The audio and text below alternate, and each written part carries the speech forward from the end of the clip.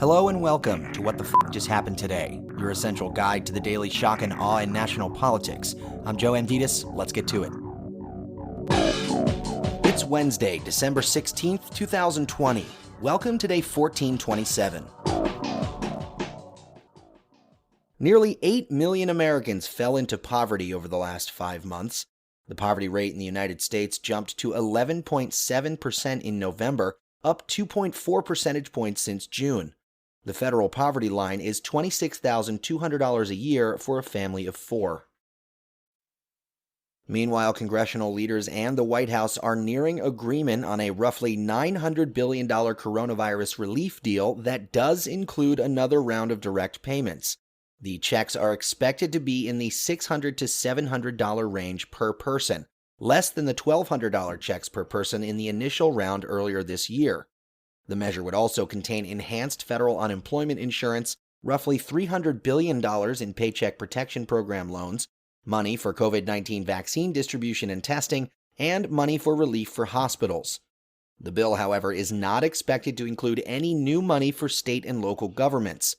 Congress must also pass a new spending bill by midnight on Friday to avoid a government shutdown. Meanwhile, a Trump administration official repeatedly urged top health officials to adopt a herd immunity approach to COVID-19 and encouraged millions of Americans to get infected with the virus.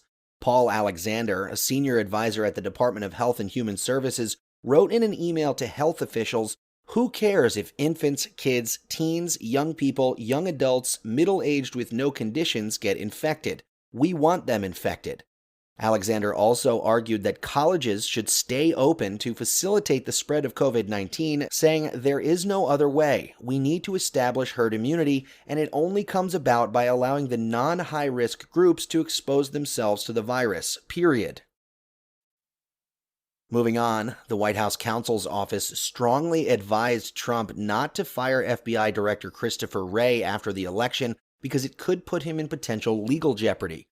Trump wanted Wray to more aggressively investigate his political opponents, including announcing a probe into Biden's son before November's election. White House lawyers, however, told Trump that firing Wray would risk creating the perception of a loyalty test that could be seen as retaliation because Trump had publicly pressured him to take specific actions on certain investigations.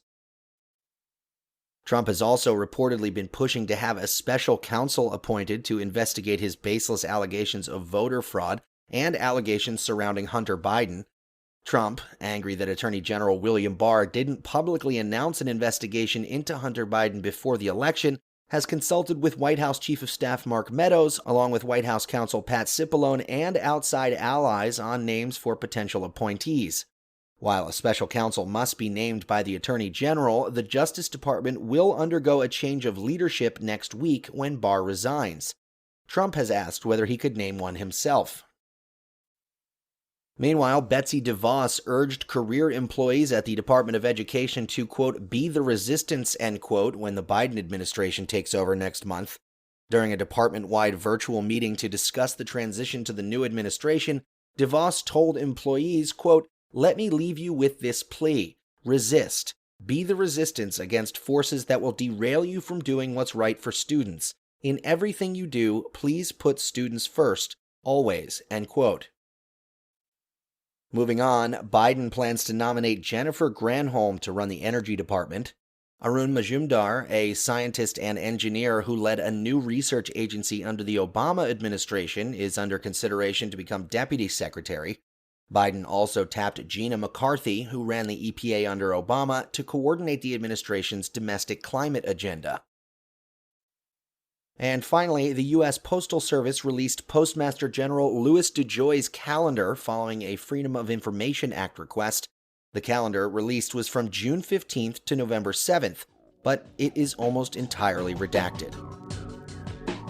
That's all for now. You can find the links and sources for all of these stories on the main website. And as always, visit whatthefjusthappenedtoday.com for the latest news and headlines. Until next time, I'm Joe Amditis.